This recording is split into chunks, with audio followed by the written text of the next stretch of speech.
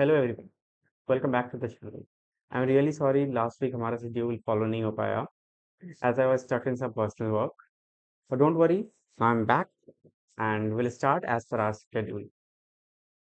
So today we are going to start second chapter, that is economic problems. So let's begin.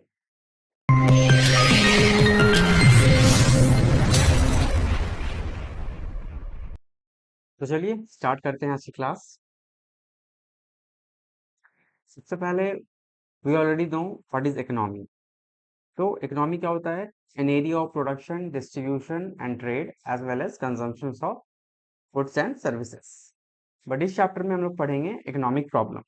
So let's understand one more relevant definition of economics from economic problem point of view.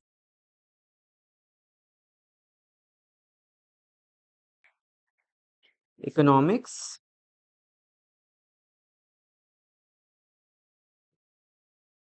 is the study of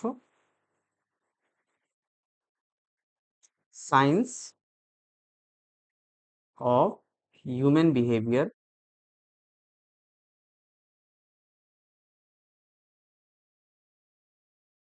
Economics is the study of science of human behavior concerned with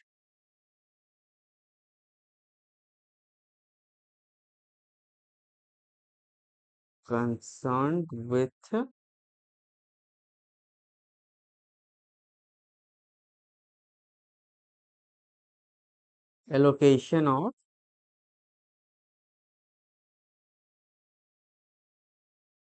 limited resources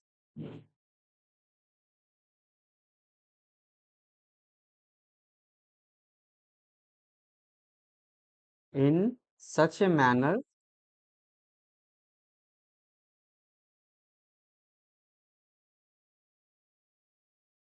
that consumer can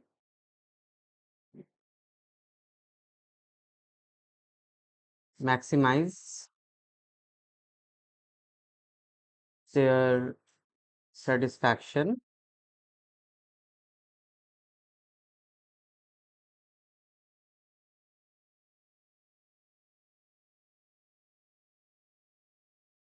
producer can maximize their profit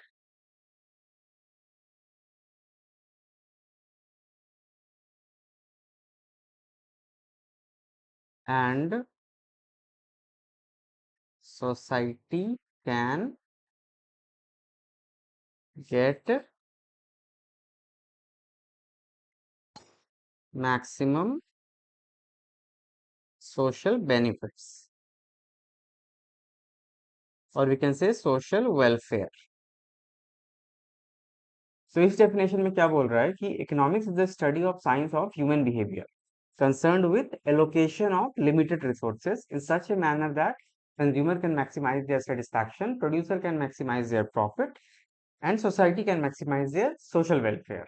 तो chapter start करने के पहले अब कुछ important terms देख लेते हैं जो इस चैप्टर में हमें काम आएगा। सबसे पहला गुड्स। गुड्स क्या होता है? गुड्स एक टेंजिबल आइटम होता है। टेंजिबल आइटम मतलब वो आइटम, वो सामान जिसे कि हम छू के टच कर सकते हैं। तो गुड्स हो गया आपका टेंजिबल आइटम, मतलब कि विच कैन बी टच्ड। और इसे हम क्या करते हैं? गुड्स को we use it for selling. Example में क्या हो जाएगा? पेन हो गया, किसी तरह का फ्रूट्स हो गया।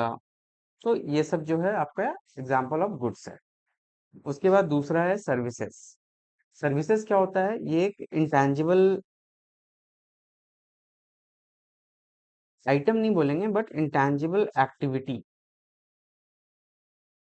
क्योंकि सर्विसेज को आप टच तो नहीं कर सकते हो। फॉर एग्जाम्पल मैं आपको पढ़ा रहा हूँ, तो ये एक तरह का मैं सर्विस दे रहा हूँ, ठीक है। कोई लॉयर है, कोई सीए है, वो आपको सर्विस दे रहा है, कोई डॉक्टर आपको सर्विस दे रहा है, तो आप उसकी सर्विस को टच नहीं कर सकते। आप सिर्फ उसे फील कर सकते हो कि कितना अच्छा एक्सपीरियंस रहा नहीं रहा, बट आप उसको फिजिकली टच नहीं कर पाओगे।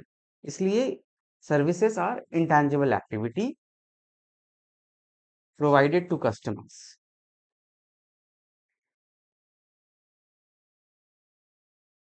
इसका एग्जाम्पल क्या हो जाएगा? टीचर टीचिंग, या फिर barber cutting our hair, cutting hair. तो ये सब सर्विसेज का एग्जाम्पल हुआ। उसके बाद है इंडिविजुअल। तो इंडिविजुअल क्या है? इकोनॉमिक पॉइंट ऑफ व्यू से इंडिविजुअल एक सिंगल पर्सन भी हो सकता है, एक इकोनॉमिक यूनिट भी हो सकता है, या फिर कोई बिजनेस एंटिटी भी हो सकता है। And lastly resources. रिसोर्सेस का मतलब होता है वो एसेट जिसे कि हम यूज करते हैं for the production of goods and services to meet human needs and wants. तो इसे भी लिख लेते हैं, एसेट्स यूज फॉर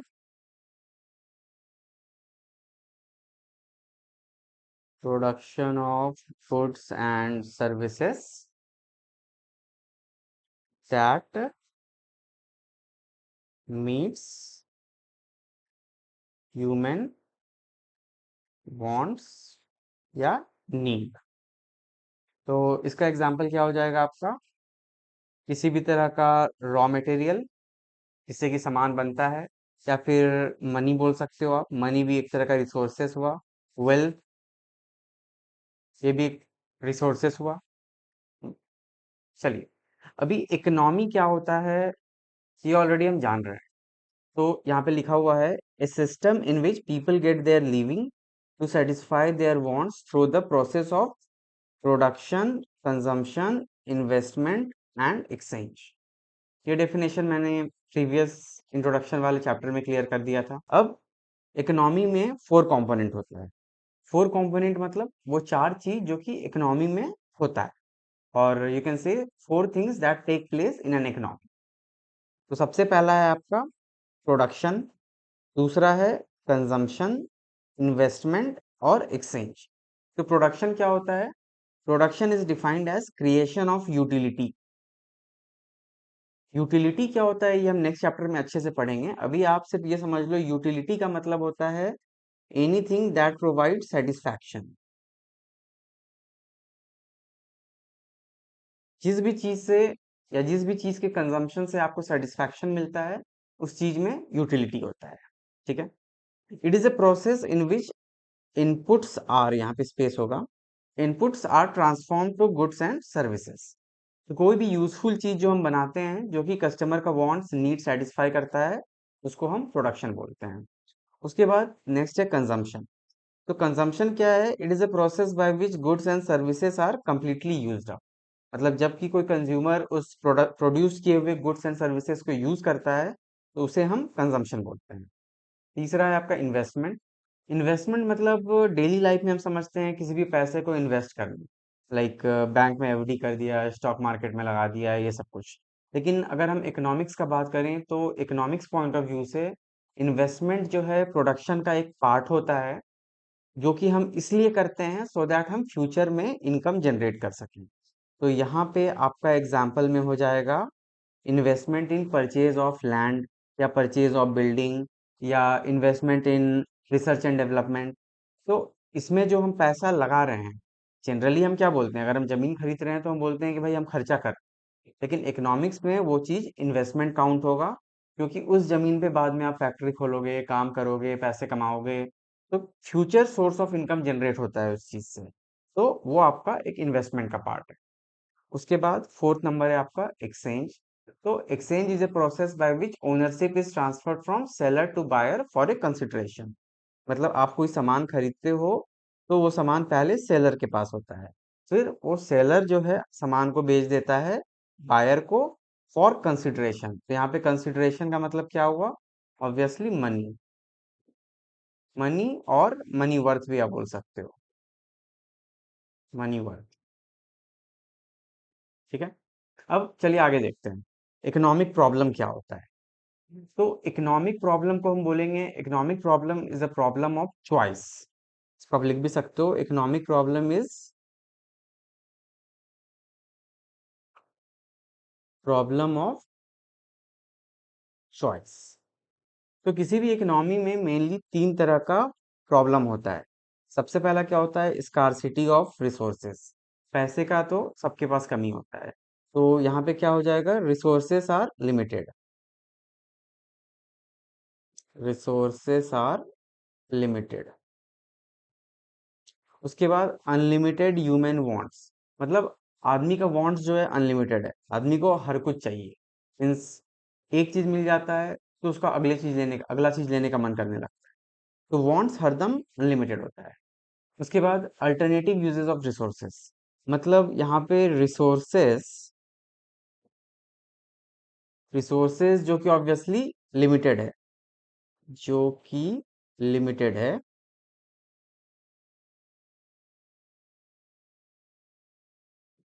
जो कि लिमिटेड है, बट उसका बहुत सारा अल्टरनेटिव यूज है, बट उसका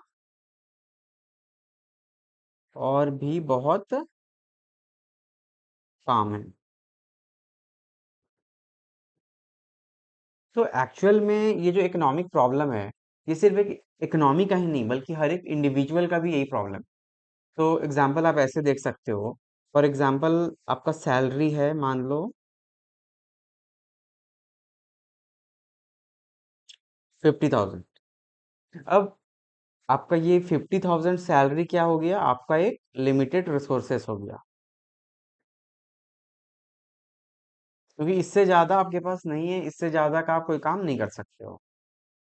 लेकिन आपका वांट्स क्या है, अनलिमिटेड है।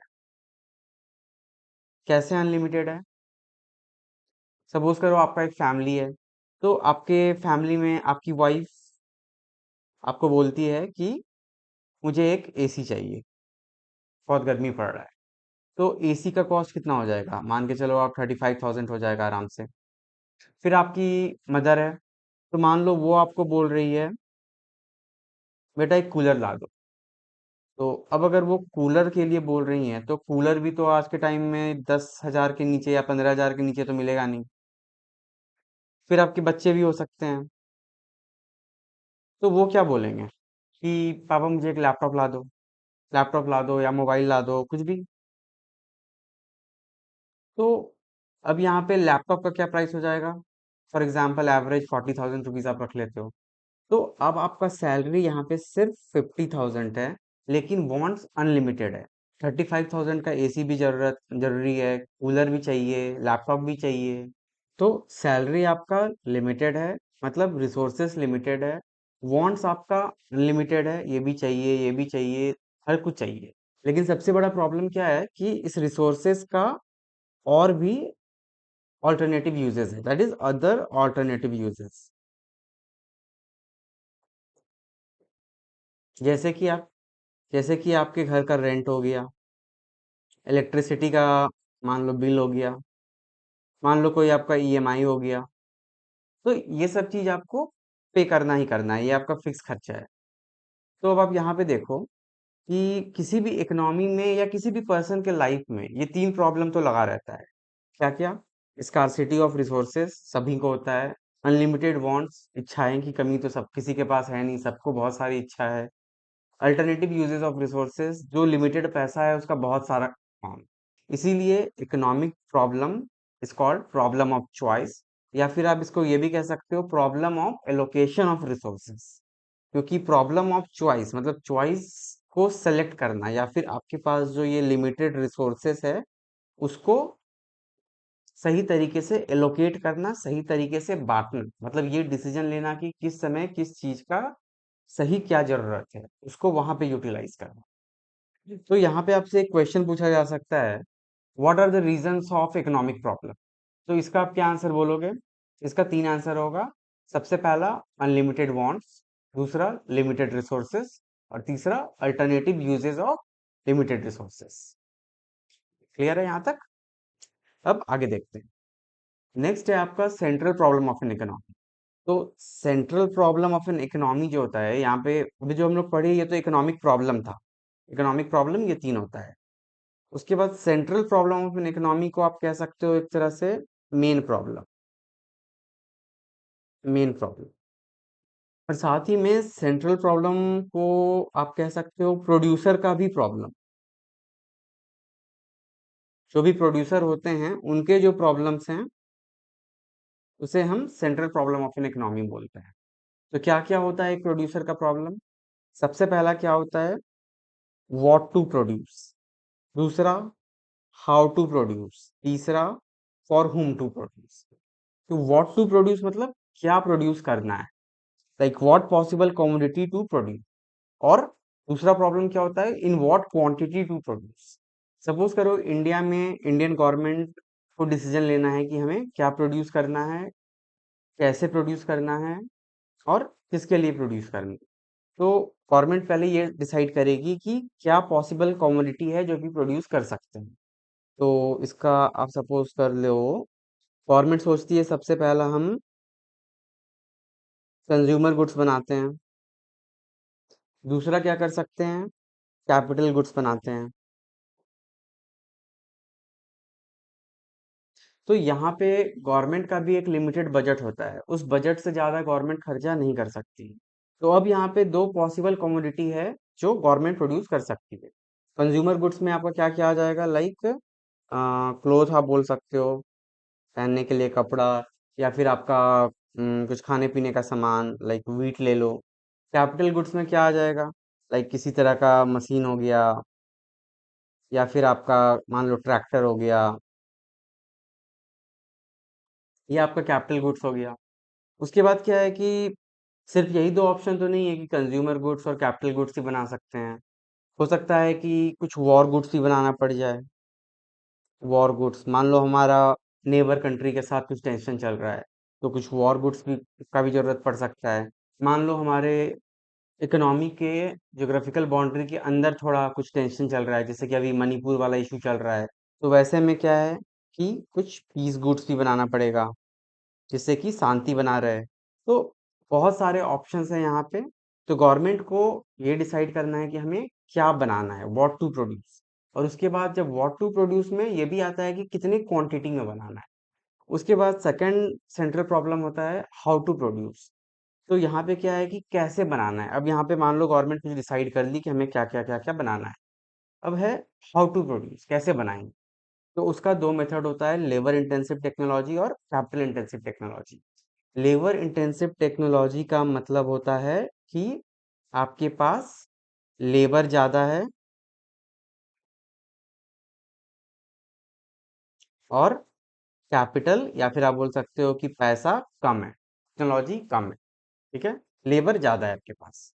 तो इस तरह के कंट्री का एग्जांपल तो इंडिया ही है। इंडिया में पॉपुलेशन बहुत ज़्यादा है, तो यहाँ पे गवर्नमेंट को लेबर इंटेंसिव टेक्नोलॉजी फॉलो करना पड़ता है सो दैट एम्प्लॉयमेंट जनरेट हो सके। और दूसरा होता है आपका कैपिटल इंटेंसिव टेक्नोलॉजी। इसमें क्या होता है कि कैपिटल ज़्यादा है, पैसा ज़्यादा है गवर्नमेंट के पास और लेबर का कमी है। तो यहाँ पे क्या है कि पैसा ज़्यादा है तो गवर्नमेंट चीज़ों को ऑटोमेट कर सकती है, ऑटोमेशन ला सकती है, टेक्नोलॉजी यूज़ कर सकती है। तो इसका एग्जांपल हो जाएगा आपका, सपोज करो USA, United states of America. ठीक है। उसके बाद तीसरा है आपका फॉर होम टू प्रोड्यूस, किसके लिए प्रोड्यूस करना है। तो यहाँ भी बहुत सारा ऑप्शन है कि लाइक किस सेक्शन ऑफ सोसाइटी के लिए प्रोड्यूस करना है। अगर हम सोसाइटी पॉइंट ऑफ व्यू से देखें तो हाई इनकम वाले का करना है कि लो इनकम वाले का करना है। अगर उसे हम डेमोग्राफिक पॉइंट ऑफ व्यू से देखें तो डेमोग्राफिक पॉइंट ऑफ व्यू से क्या हो जाएगा कि चाइल्ड के लिए करना है कि एडल्ट के लिए करना है, मेन के लिए करना है कि वोमेन के लिए करना है, ये सब चीज़ें। फिर वॉर गुड्स, कंज्यूमर गुड्स यहाँ पे नहीं होगा। मान लो कि वॉर पर्पस से करना है या कंज्यूमर के पर्पस से करना है। तो इस तरह से तीन सेंट्रल प्रॉब्लम होता है इकोनॉमी का, क्या प्रोड्यूस करना है, कैसे प्रोड्यूस करना है और किसके लिए प्रोड्यूस करना है। What to produce, how to produce and for whom to produce. अब आगे देखते हैं। तो अभी तक तो हम लोग प्रॉब्लम का बात कर रहे थे, प्रॉब्लम का बात हो गया। अब आगे देखते हैं कि इस प्रॉब्लम को हम सॉल्व कैसे करते हैं। हम लोग इकोनॉमिक्स क्यों पढ़ते हैं? सिर्फ प्रॉब्लम गिनाने के लिए तो नहीं पढ़ते हैं ऑब्वियसली। जो भी प्रॉब्लम्स है उसको हम कोशिश करते हैं कि सॉल्व कर सकें।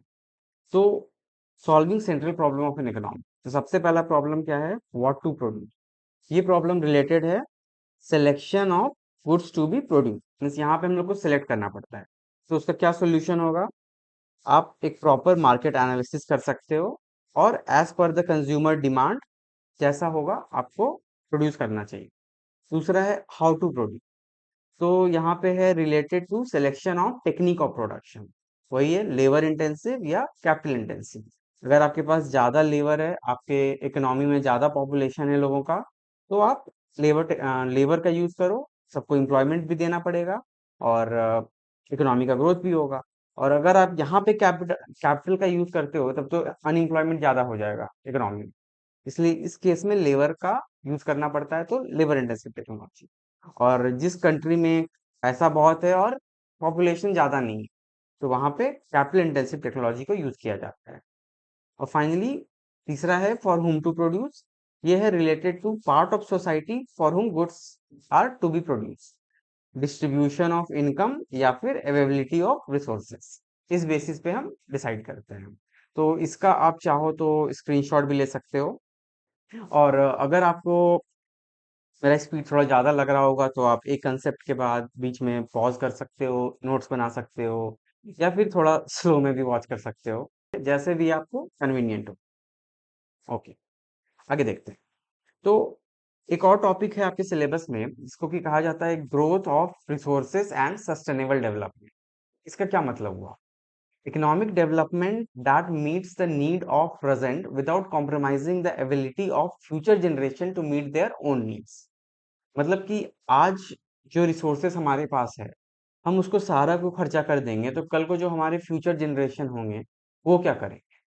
फॉर एग्जाम्पल अगर आप यहाँ पे देखो तो सपोज करो आज सबको, हर किसी को क्या है, कार चाहिए, घर में 24/7 इलेक्ट्रिसिटी चाहिए। अच्छा, घर चाहिए, फ्लैट चाहिए। तो ये सब चीज कैसे होता है? लाइक अगर कोई कार है तो कार कैसे चलेगा? उसके लिए आपको पेट्रोल चाहिए। अगर कोई बिल्डिंग बनाना है, कोई घर बनाना है, तो उसके लिए आपको लैंड चाहिए। और लैंड कहाँ से आता है? लैंड के लिए आपको फॉरेस्ट या ट्री ये सब काटना पड़ता है। तो कोई भी नेचुरल रिसोर्सेज जब आप यूज करते हो, चाहे वो लैंड हो, पेट्रोल हो, कुछ भी पेट्रोलियम प्रोडक्ट्स हो, तो उससे क्या होता है? नेचुरल कैलामिटीज होती है। Natural calamities. नेचुरल कैलामिटीज का मतलब क्या हुआ? जैसे कि आपका फॉर एग्जांपल अर्थक्वेक हो गया, फ्लड हो गया।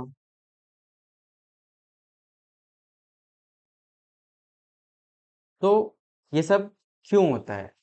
ये होता है ओवर यूज, या फिर आप कह सकते हो over consumption of natural resources के कारण।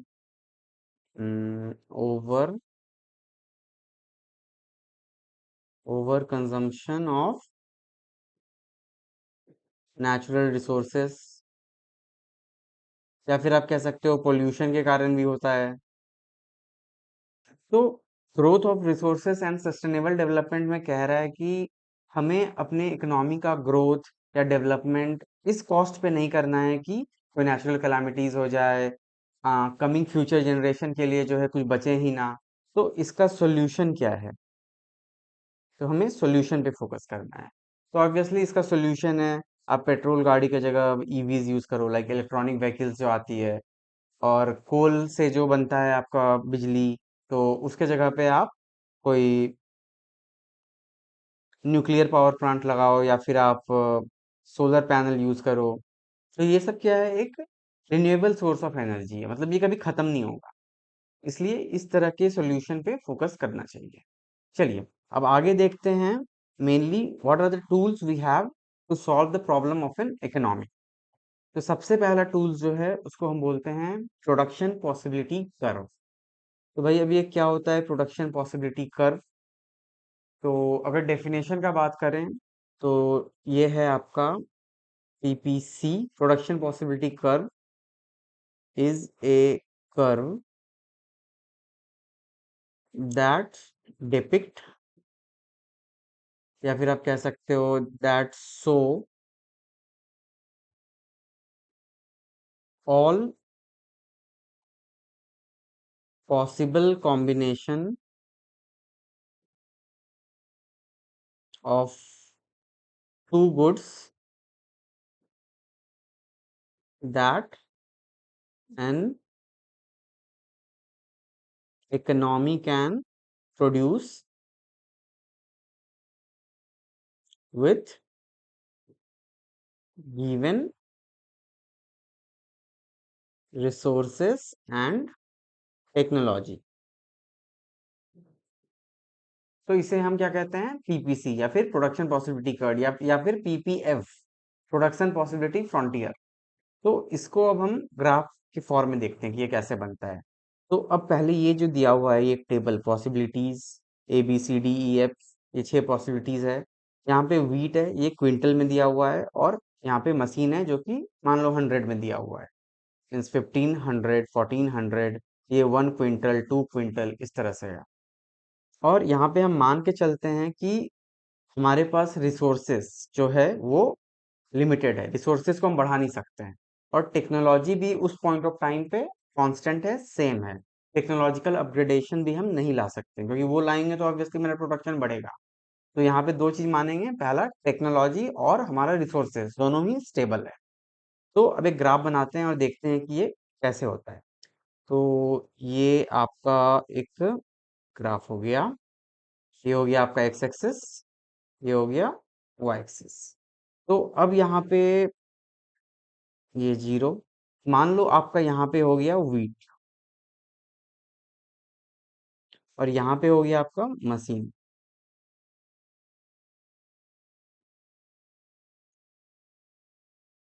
एक मिनट।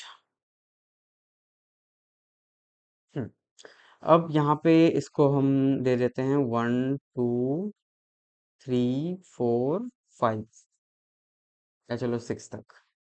ये हो गया 1 2 3 4 5 6। और यहाँ पे वाई एक्सिस पे हम 3 का डिफरेंस ले लेते हैं, 3 6 9 12 15 18। ठीक है। अब अगर इस पॉइंट्स को हम प्लॉट करते हैं, ये तो आप सभी को आता ही होगा पॉइंट्स को प्लॉट करना, तो देखते हैं क्या होता है। इसे हम प्लॉट करते हैं, चलो ऑरेंज कलर से।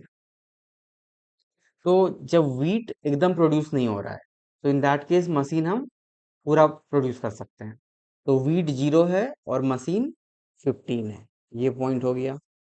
उसके बाद आपका वीट जब हम 1 क्विंटल प्रोड्यूस कर रहे हैं यहाँ पे, तो मशीन 14, मतलब यहाँ पे कुछ ऐसा, यहाँ पे होगा ये पॉइंट। उसके बाद 2 क्विंटल और 12 मशीन। उसके बाद 3 क्विंटल वीट और 9 क्विंटल, सॉरी, 3 क्विंटल वीट और 900 मशीन। उसके बाद 4 क्विंटल वीट और 500 मशीन, यहाँ 6 से थोड़ा सा नीचे हो जाएगा। और लास्टली हम वीट को फुल्ली प्रोड्यूस कर रहे हैं, सारे जगह को या सारे रिसोर्सेज को हम यूज कर दिए वीट प्रोड्यूस करने में। तो ऑब्वियसली यहाँ पे मशीन 0 हो जाएगा। तो ये जो लाइन, ये जो जगह हमने प्लॉट किया, आप देख सकते हो। 1 मिनट, इस पे एक लाइन बना देते हैं। हम्म, चलो इस कलर से। तो ये जो हमारा लाइन हुआ, इस लाइन को हम बोलते हैं पीपीसी, यानी प्रोडक्शन पॉसिबिलिटी कर्व। तो ये है हमारा पहला पॉसिबिलिटी, ये है दूसरा पॉसिबिलिटी, तीसरा CDEF। तो ये 6 पॉसिबिलिटी जो यहाँ पे दिया हुआ है, ये हम यहाँ पे प्रेजेंट कर रहे हैं इस कर्व पे। तो इस कर्व को हम बोलते हैं प्रोडक्शन पॉसिबिलिटी कर्व। ये क्लियर है। अब इसमें दो चीज और होता है। तो A B C D E F तो हो गया। अब सपोज करो यहाँ पे एक पॉइंट है जिसको हम बोल देते हैं जी, और यहाँ पे एक पॉइंट है जिसको हम बोल देते हैं एच। तो उसमें क्या होगा, तो इसमें हो जाएगा जी वाला जो आपका पॉइंट है, ये पॉइंट जो है इस कर्व के अंदर है। तो इसका मतलब क्या हो गया, under under utilization of resources. और वहीं पे एक एक पॉइंट हमारा एच भी है। तो एच पॉइंट में क्या हो गया, जब हमारे पास इतना पैसा है ही नहीं, इतना रिसोर्सेस है ही नहीं, तो क्या होगा, एच में हो जाएगा अनअटेनेबल, मतलब इस पोजीशन को, इस पॉइंट को हम अटेन नहीं कर सकते, मतलब यहाँ तक हम नहीं पहुंच सकते हैं। तो इसको लिख देंगे अनअटेनेबल, अनअटेनेबल। ठीक है। तो ये हो गया आपका concept of production possibility curve, that is PPC. तो अब जो हमने देखा उसका ही चलिए आगे देखते हैं एजम्पशन। एजम्पशन मतलब हम क्या मान के चल रहे हैं। तो एजम्पशन में सबसे पहला है कि रिसोर्सेस अवेलेबल आर फिक्स्ड। ये तो हमने बोला है कि रिसोर्सेस चेंज नहीं होगा। दूसरा क्या है, टेक्नोलॉजी रिमेन अनचेंज, टेक्नोलॉजी भी चेंज नहीं होगा। तीसरा क्या है, रिसोर्सेस आर फुल्ली एम्प्लॉयड। हाँ, ये एक पॉइंट है टू बी डिस्कस्ड। यहाँ पे कह रहा है कि रिसोर्सेस आर फुल्ली एम्प्लॉयड, मतलब सारे रिसोर्सेस को बहुत अच्छे तरह से यूज करना है। सपोज करो कि आपके पास एक लैंड है, मीन्स ये एक एरिया ऑफ लैंड है जहाँ पे कि हम वीट भी प्रोड्यूस कर रहे हैं और मशीन भी प्रोड्यूस कर रहे हैं। तो सपोज करो 50-50 डिवाइड किया हमने, इधर हम वीट प्रोड्यूस कर रहे हैं, इधर हम मशीन प्रोड्यूस कर रहे हैं। तो यहाँ पे इस ये जो जगह है हमारे पास और जो पैसा है हमारे पास, तो इसका फुल्ली यूटिलाइजेशन होना चाहिए। मतलब ये नहीं कि इतना सा पार्ट जो है खाली छोड़ दिया। अब इतना सा पार्ट अगर हम खाली छोड़ देते हैं तो ऑब्वियस है मशीन बनाने का जगह कम है मेरे पास। तो वही चीज यहाँ पे कह रहा है कि रिसोर्सेज जो भी है वो पूरी तरह से यूटिलाइज होना चाहिए, फुल्ली इम्प्लॉयड होना चाहिए। उसके बाद चौथा है, resources are not equally efficient in production of all the goods. So if resources are transferred from the production of one goods to another, the marginal opportunity cost increases. ठीक है। अब ये मार्जिनल अपॉर्चुनिटी कॉस्ट क्या होता है ये हम समझेंगे, लेकिन पहले आप ये देख लो, यहाँ पे कह रहा है कि रिसोर्सेज जो है इक्वली इफिशियंट नहीं होते हैं। इक्वली एफिशिएंट का मतलब क्या है, जैसे कि यहाँ पे आप 1 क्विंटल प्रोड्यूस कर रहे थे, आप 1 से 2 क्विंटल पे गए, तो यहाँ पे सिर्फ 1 क्विंटल बढ़ा, लेकिन मतलब यहाँ पे 1 क्विंटल बढ़ा, लेकिन यहाँ पे 2 घट गया। यहाँ पे यहाँ पे आप देखते हैं, यहाँ पे फिर से सिर्फ 1 बढ़ा, लेकिन यहाँ पे आपका 4 घट गया। यहाँ से यहाँ आपका 3 घट गया। ठीक है, यहाँ पे सिर्फ एक एक हम बढ़ा रहे हैं, लेकिन यहाँ से इतना 2 3 4 घटता जा रहा है। तो ऐसा क्यों होता है, क्योंकि हो सकता है कि वीट का कॉस्टिंग अलग होगा, मशीन का कॉस्टिंग अलग होगा। तो अगर आप सपोज करो वीट का प्राइस 100 रुपीज है, मान लो, ठीक है, 100 रुपीज अगर आप वीट के साइड से निकाल लोगे और 100 रुपीज आप मशीन के साइड डाल दोगे, तो ऐसा थोड़ी ना है कि अगर 1 क्विंटल आपको 100 रुपीज में वीट हो गया तो 100 मशीनरी भी हो जाएगा 100 रुपीज में, ऑब्वियसली उसका दाम ज्यादा होगा। तो इसीलिए जो है, जब रिसोर्सेस ट्रांसफर होता है तो जरूरी नहीं है कि एफिशिएंसी भी इक्वली ट्रांसफर हो, तो मेनली वो घटता ही है। ओके। अब देखते हैं कि मार्जिनल अपॉर्चुनिटी कॉस्ट क्या होता है, क्योंकि हमने देखा। तो मार्जिनल अपॉर्चुनिटी कॉस्ट ये है, rate at which the quantity of output of one commodity is sacrificed to produce one more unit of other commodity।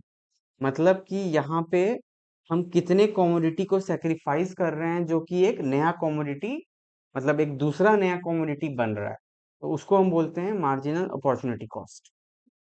ठीक है। अभी क्या है ना, ये अपॉर्चुनिटी कॉस्ट वाला चीज पहले हम पीपीसी कंप्लीट कर लेते हैं, उसके बाद आगे डिस्कस करेंगे, क्योंकि मार्जिनल समझने से पहले आपको अपॉर्चुनिटी कॉस्ट समझना पड़ेगा। तो इसको हम आगे अच्छे से डील करेंगे इसी वीडियो में। चलिए अब आगे देखते हैं। फिलहाल अभी नेक्स्ट क्या है आपका, प्रॉपर्टीज ऑफ पीपीसी। तो प्रॉपर्टीज ऑफ पीपीसी क्या है कि लाइक आप जब पीपीसी को देखते हो, पीपीसी ऐसा होता है इस तरह से। तो पीपीसी का प्रॉपर्टीज क्या है, it is a downward sloping curve from left to right. मतलब it is a downward sloping curve from left to right, मतलब ये जो है लेफ्ट से राइट इधर डाउनवर्ड स्लोप हो रहा है। उसके बाद जब ये लेफ्ट टू राइट है और डाउनवर्ड स्लोप हो रहा है का मतलब क्या होता है, PPC is negatively slope. Negatively sloped का मतलब क्या होता है कि यहाँ पे सपोज करो आपका गुड्स ए है, यहाँ पे आपका गुड्स बी है। तो पॉजिटिव और निगेटिव में यहाँ मतलब होता है कि अगर किसी भी दो चीज के बीच में एक पॉजिटिव रिलेशन है, तो जब ए बढ़ेगा तो बी भी बढ़ेगा। लेकिन यहाँ पे निगेटिव रिलेशन है, उसका मतलब ये हुआ कि जब ए बढ़ेगा तो बी घटेगा। ठीक है, जब दोनों बढ़ रहा है या जब दोनों घट रहा है तो उसको हम बोलेंगे पॉजिटिव रिलेशन। लेकिन जब एक बढ़ रहा है और दूसरा घट रहा है, मतलब दोनों अगर अपोजिट डायरेक्शन में जाए, तो उसको हम बोलते हैं निगेटिव रिलेशनशिप। तो वही है, पीपीसी इज निगेटिवली स्लोप्ड। क्यों भाई? क्योंकि अगर हम ए का प्रोडक्शन मान लो बढ़ाते हैं, तो बी का प्रोडक्शन घटाना पड़ेगा। सपोज करो ये एक पॉइंट है यहाँ पे, ठीक है, ये एक पॉइंट है, ओ मान लेते हैं। अब यहाँ पे प्रोडक्शन जो है ए का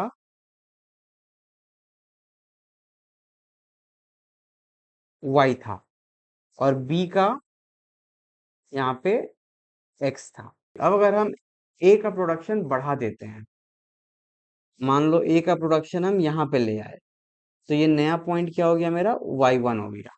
ठीक है, तो अब आप देखो कि ये नया वाला जो लाइन है y1, ये यहाँ पे आ रहा है। तो उससे क्या हुआ, इसके नीचे यहाँ पे b जो है, बी प्रोडक्ट का ये पॉइंट x से x1 पे आ गया। तो यहाँ जब ये बढ़ रहा है तो ये ऑटोमेटिकली घट रहा है। ए बढ़ रहा है तो बी घट रहा है। इसीलिए इसको हम निगेटिव रिलेशन या निगेटिवली स्लोप बोलते हैं। और तीसरा है आपका, the shape of PPC curve is concave to the origin. Concave मतलब ये इस शेप का होता है। ठीक है, कॉनकेव, कॉन्वेक्स, ये सब तो आपने पढ़ा ही होगा फिजिक्स में क्लास 10 तक। तो आई डोंट थिंक इसमें कुछ समझाने का है, ये कॉनकेव शेप का होता है। अब तो चेंज इन पीपीसी दो तरह का हो सकता है। एक हो गया आपका शिफ्टेड पीपीसी, दूसरा हो गया rotation in PPC. Shift in PPC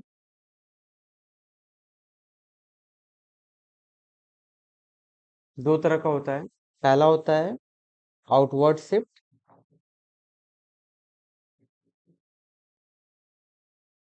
और दूसरा होता है inward shift.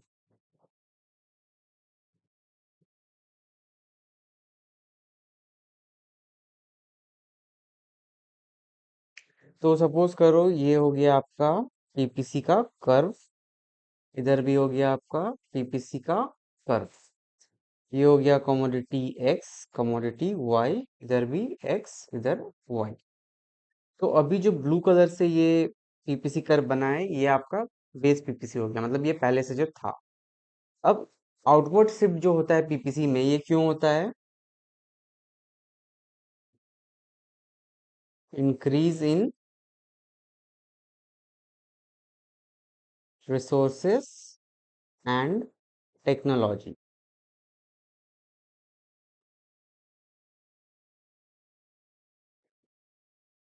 In both goods.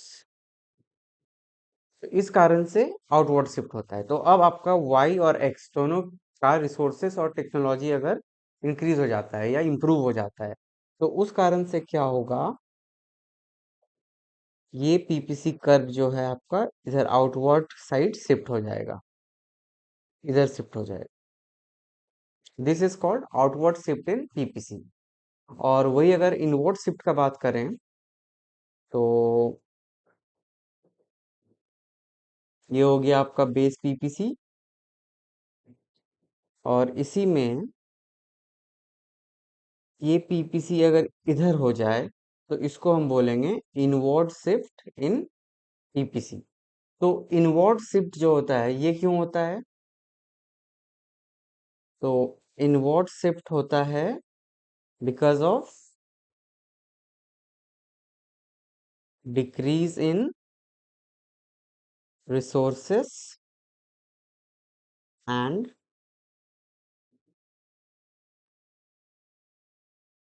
Technology of X and Y, मतलब बोथ गुड्स।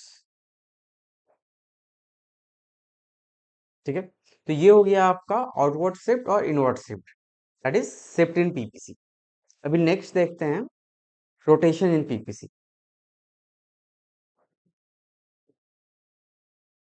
तो रोटेशन में क्या होगा,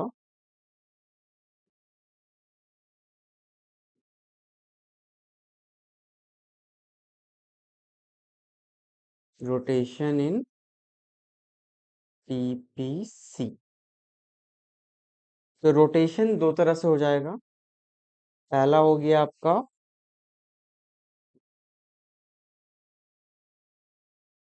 रोटेशन अलोंग एक्स एक्सिस, और दूसरा हो गया आपका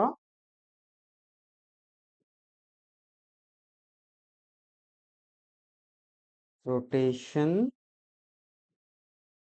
अलोंग वाई एक्सिस। तो ये क्यों होता है, ये हो जाएगा आपका change in resources and technology in one goods only. Like for example यहाँ पे गुड्स एक्स जो है हमारा, उसमें इम्प्रूवमेंट हुआ, और मतलब यहाँ पे चेंज हुआ, इम्प्रूवमेंट हुआ कि डिक्लाइन हुआ, ये हम देखते हैं आगे। तो अब यहाँ पे रोटेशन अलोंग वाई एक्सिस, तो इसमें क्या होगा, change in resources and technology in Y goods only. अब रोटेशन अलोंग एक्स एक्सिस जो है, ये फर्दर दो पार्ट में डिवाइड होगा, मतलब कैटेगराइज होगा। पहला क्या होगा, राइटवर्ड रोटेशन, और दूसरा होगा लेफ्टवर्ड रोटेशन।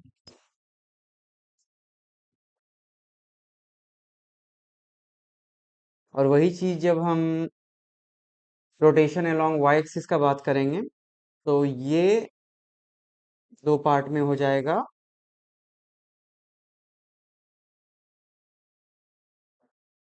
अपवर्ड रोटेशन और डाउनवर्ड रोटेशन।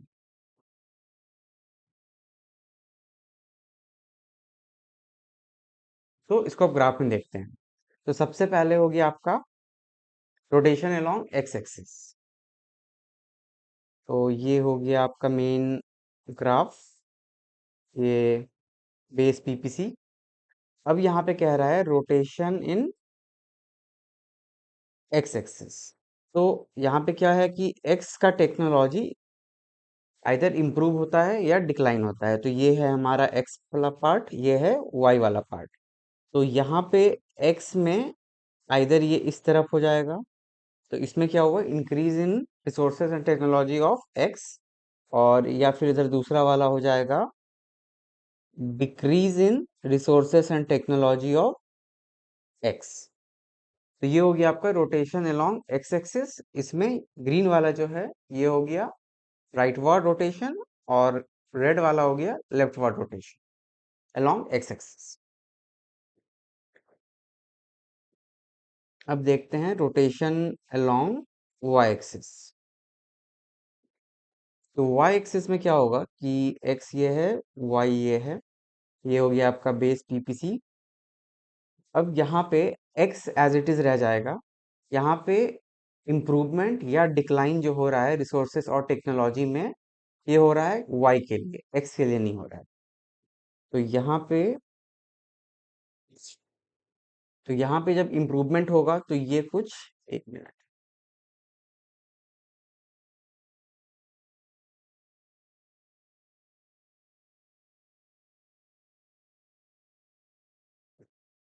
तो ये कुछ इस तरह का हो जाएगा, इस तरह से। तो यहाँ पे ये रिसोर्सेस और टेक्नोलॉजी बढ़ रहा है वाई का, और ये रेड वाला जो है, यहाँ पे रिसोर्सेस और टेक्नोलॉजी घट रहा है वाई का।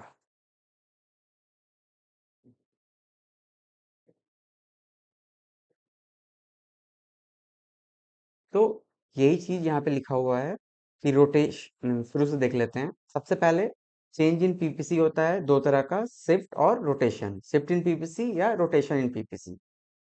तो शिफ्ट क्या होगा, आउटवर्ड शिफ्ट या इनवर्ड शिफ्ट। तो आउटवर्ड शिफ्ट क्यों होता है, due to increase in resources and technology of both the goods. और इनवर्ड शिफ्ट होता है due to decrease in resources and technology of both the goods. उसके बाद अगर रोटेशन का बात करें तो रोटेशन अलोंग एक्स एक्सिस और रोटेशन अलोंग वाई एक्सिस, ये दो कंडीशन हो गया। और फिर एक्स एक्सिस और वाई एक्सिस दोनों फर्दर कैटेगराइज है। एक्स वाले में क्या होगा, राइटवर्ड रोटेशन और लेफ्टवर्ड रोटेशन, और वाई एक्सिस में होगा अपवर्ड रोटेशन और डाउनवर्ड रोटेशन। तो एक्स वाला ये है, यहाँ पे राइट और लेफ्ट हो रहा है, इधर आपका राइट हो गया और इधर आपका लेफ्ट हो गया। और यही आपका रोटेशन अलोंग वाई एक्सिस में ये आपका अपवर्ड हो गया और ये इधर आपका डाउनवर्ड हो गया। ठीक है, तो आई होप ये क्लियर हो गया होगा। ओके, उसके बाद क्या है आपका शेप ऑफ पीपीसी।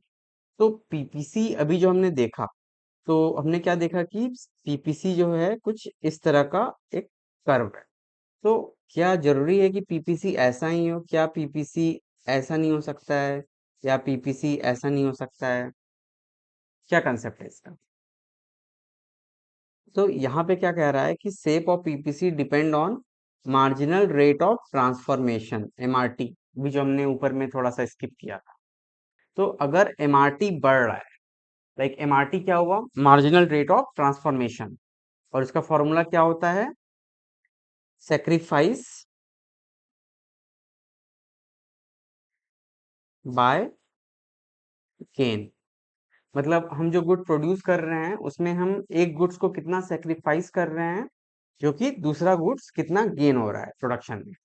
तो इसको ही हम बोलते हैं MRT, marginal rate of transformation. तो यहाँ पे क्या कह रहा है कि MRT, if MRT is rising then PPC will be concave to the origin which is always the case. मतलब अगर ये ग्राफ है हमारा, तो ये वाला शेप जो होता है कॉनकेव शेप, ये तभी होगा जब एमआरटी इज राइजिंग। और एमआरटी इज राइजिंग का मतलब क्या होता है, ये आप ऐसे समझ लो, सपोज करो दो प्रोडक्ट है, एक्स है, वाई है। तो यहाँ पे हम एक टेबल बनाते हैं छोटा सा। तो जब एक्स जीरो है, सपोज करो ये हम नॉर्मल केस रखते हैं जैसे पहले था, 0 1 2 3 4 5, ठीक है। और y को है हमारा, चलो 15 14 12 9 5 0, ठीक है। तो ये हमारा प्रोडक्शन हो गया एक्स का और वाई का। अब अगर हम एमओसी या एमआरटी, लाइक यहाँ पे अभी जो हमने पढ़ा एमओसी, तो एमओसी क्या होता है,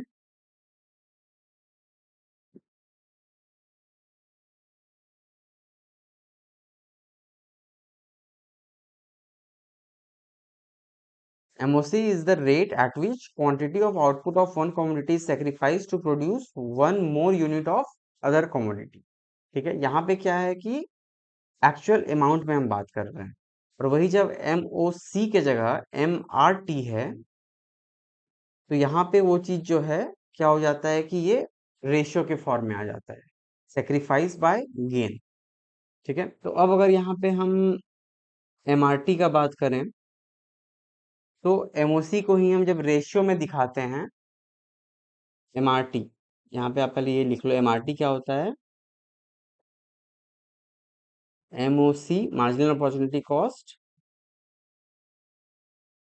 प्रेजेंटेड इन रेशियो फॉर। तो अब यहाँ पे एमआरटी क्या होता है, सेक्रीफाइस बाय गेन। तो वाई कितना सेक्रीफाइस हो रहा है और एक्स कितना गेन हो रहा है, तो पहले वाले में तो ये ब्लैंक हो जाएगा। उसके बाद वाई कितना सेक्रीफाइस हो रहा है, वन, और ये एक्स कितना गेन हो रहा है, वन, 1/1। फिर यहाँ पे 2/1, यहाँ पे 3/1, 4/1, और 5, 5 से 0 हो गया तो 5 गेन हुआ, और ये 4 से 5 हुआ तो 1। मतलब ये हमारा 1 2 3 4 5, ठीक है। मतलब यहाँ पे हमारा MRT marginal rate of transformation जो है बढ़ रहा है, इज राइजिंग, तो वैसे में शेप ऑफ पीपीसी कॉनकेव होगा। लेकिन यहाँ पे जब कह रहा है एमआरटी कांस्टेंट होगा, तो वैसे में पीपीसी जो है स्ट्रेट लाइन हो जाएगा। जैसे सपोज करो यहाँ पे ये आपका स्ट्रेट लाइन हो जाएगा। तो ये पीपीसी स्ट्रेट लाइन कब होगा? जब आपका एमआरटी या एमओसी 1 होगा। तो ऐसे कैसे होगा? सपोज करो इसका एक कंडीशन देख लेते हैं, लाइक 0 1 2 3 4 5। इसका जस्ट उल्टा लिख देते हैं, 5 4 3 2 1 0। ठीक है, तो इस केस में क्या हो जाएगा कि आपका जो एमआरटी है, एमआरटी, ये क्या हुआ? यहाँ पे पहला तो ब्लैंक हो जाएगा, दूसरा यहाँ पे लॉस भी 1 हुआ, गेन भी 1 हुआ, लॉस भी 1 हुआ, गेन भी 1 हुआ, लॉस भी 1, तो मीन्स सारा यहाँ पे 1 हो गया। तो जब एमआरटी कांस्टेंट है तो PPC will be straight line but downward sloping, क्योंकि एक बढ़ रहा है तो एक घट रहा है। ठीक है, अगर दोनों बढ़ता तो ऊपर जाता। ओके, तीसरा क्या है फिर? इफ एमआरटी इज फॉलिंग, तो एमआरटी इज फॉलिंग तो क्या हो जाएगा कि पीपीसी का शेप हो जाएगा कॉन्वेक्स टू ऑरिजिन। कॉन्वेक्स मतलब इस तरह से। तो ये कब होगा इसका? चलो यहाँ पे एक सिनेरियो देख लेते हैं, लाइक सपोज करो एक्स हो गया, वाई हो गया, यहाँ पे वही ले लेते हैं 0 1 2 3 4 5। और यहाँ पे चलो मान लेते हैं इसको,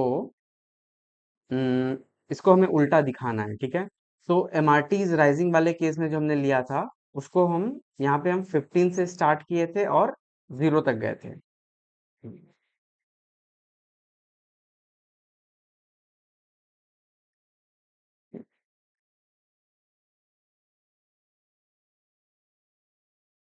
तो यहाँ पे हमें एमआरटी दिखाना है, मतलब उल्टा दिखाना है, मीन्स डिक्रीजिंग दिखाना है। तो चलो मान लो 5 4 3 2 1 हुआ, तो सॉरी, तो, तो ये कब होगा?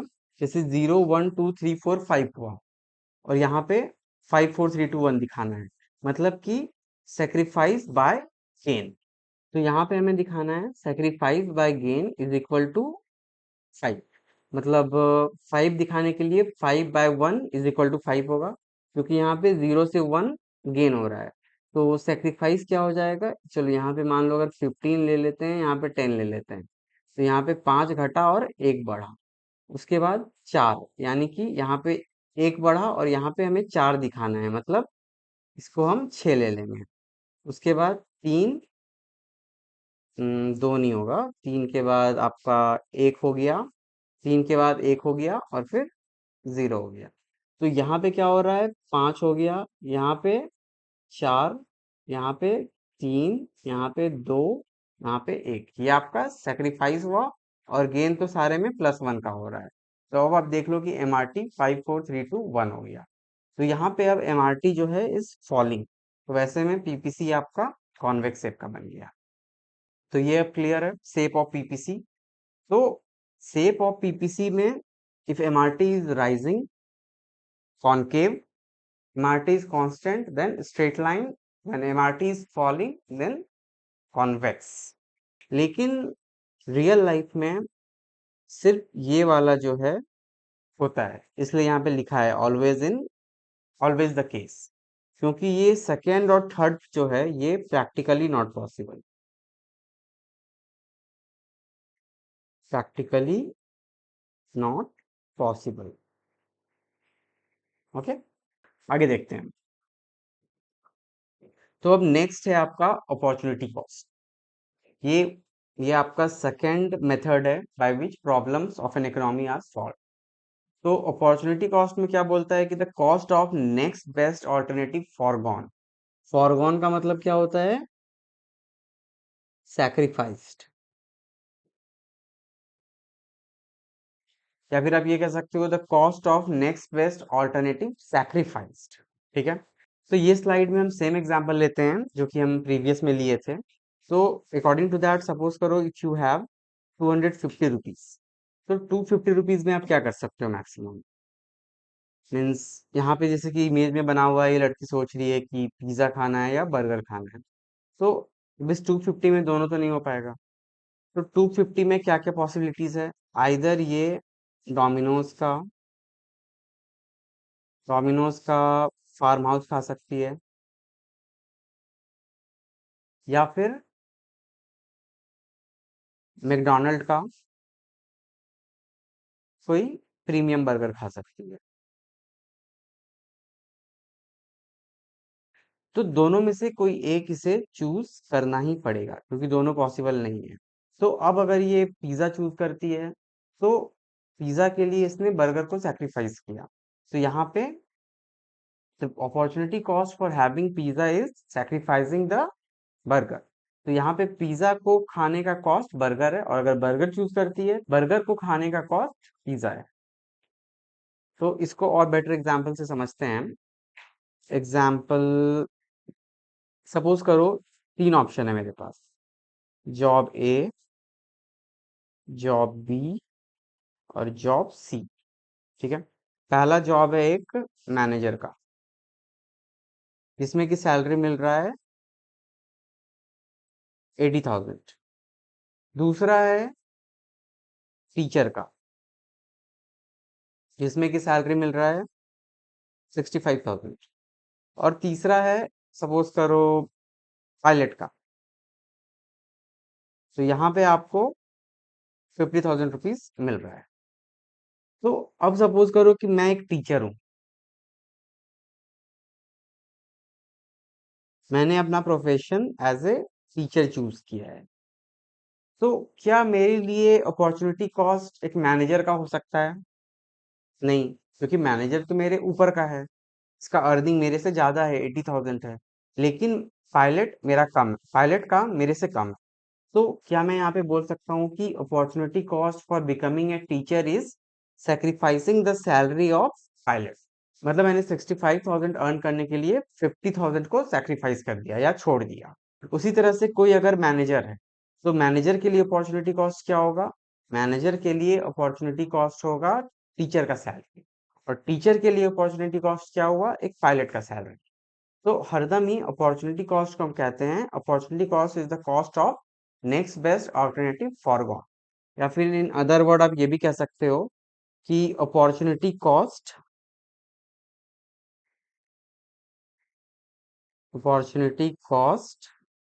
Is the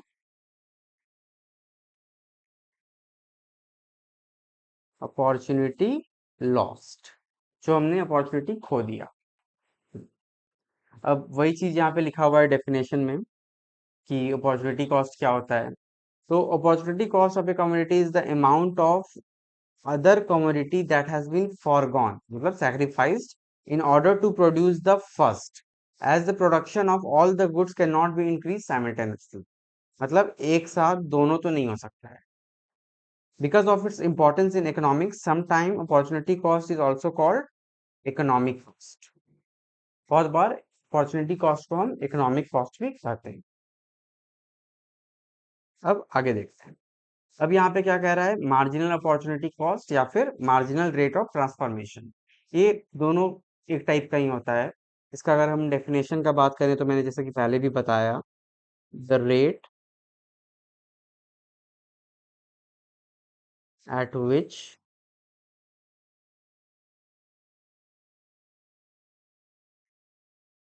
output of one commodity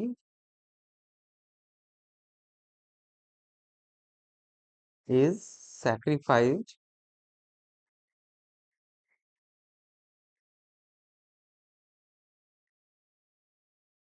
for every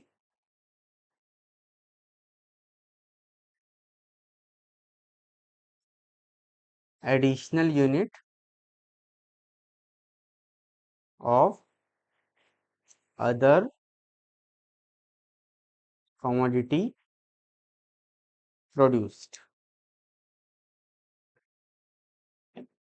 like अगर हम एमओसी का बात करें, मार्जिनल अपॉर्चुनिटी कॉस्ट का बात करें, तो इसको हम क्या बोलेंगे?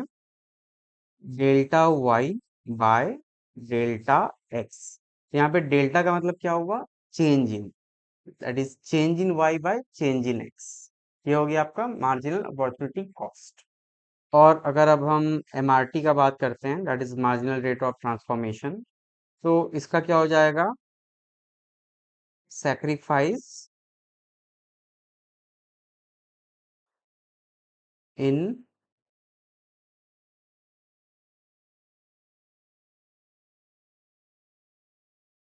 sacrifice in commodity Y by gain in commodity X। तो बेसिकली ये आपका रेशियो के फॉर्म में हो गया, और ये आपका चेंज इन यूनिट्स के फॉर्म्स में हो गया। हम्म। अब नेक्स्ट हम देख लेते हैं, एक इम्पॉर्टेंट चीज और है, लाइक अपॉर्चुनिटी कॉस्ट और मार्जिनल अपॉर्चुनिटी कॉस्ट में क्या डिफरेंस होता है। Difference between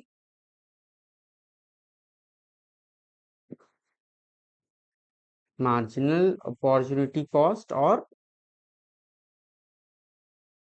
opportunity cost. तो एमओसी हो जाएगा आपका number of unit of commodity sacrificed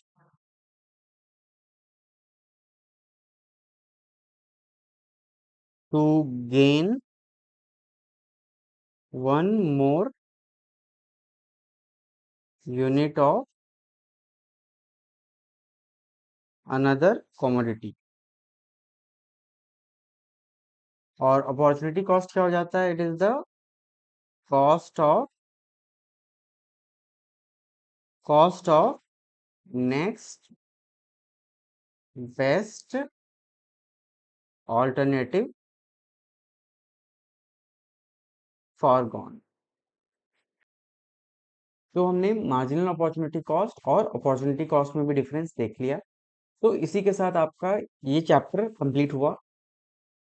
but एक बात मैं बोलना चाहूंगा, हमारा जो फर्स्ट वीडियो था that is journey to economics वाला, उसमें अपकमिंग चैप्टर्स के इंट्रोडक्शन में भी आपने देखा है कि marginal means an additional unit होता है, या फिर आप कह सकते हो वन एडिशनल यूनिट होता है, चाहे वो मार्जिनल कॉस्ट हो, मार्जिनल यूटिलिटी हो, या मार्जिनल प्रोडक्शन हो, कुछ भी। तो जब भी किसी टर्म के आगे इकोनॉमिक्स में मार्जिनल लगता है, तो उसका मतलब हम लोग बोलते हैं, मीन्स कंसिडर करते हैं वन एडिशनल यूनिट। तो सेम कंसेप्ट यहाँ मार्जिनल अपॉर्चुनिटी कॉस्ट में भी होता है। तो अगर आपने वो वीडियो नहीं देखा है, तो आई रिक्वेस्ट यू प्लीज उस वीडियो को देख लेना, trust me it will really boost your understanding of the subject. तो इसी के साथ फाइनली हमारा first unit that is chapter 1 and chapter 2 पूरा कंप्लीट होता है। और मिलते हैं हम नेक्स्ट वीडियो में unit 2 chapter 3 that is consumer equilibrium and utility के साथ। ठीक है, अगर आपको ये वीडियो पसंद आया तो please like it. Commerce related और टॉपिक्स के लिए subscribe my channel and do share with your friends. Thank you, thanks for watching.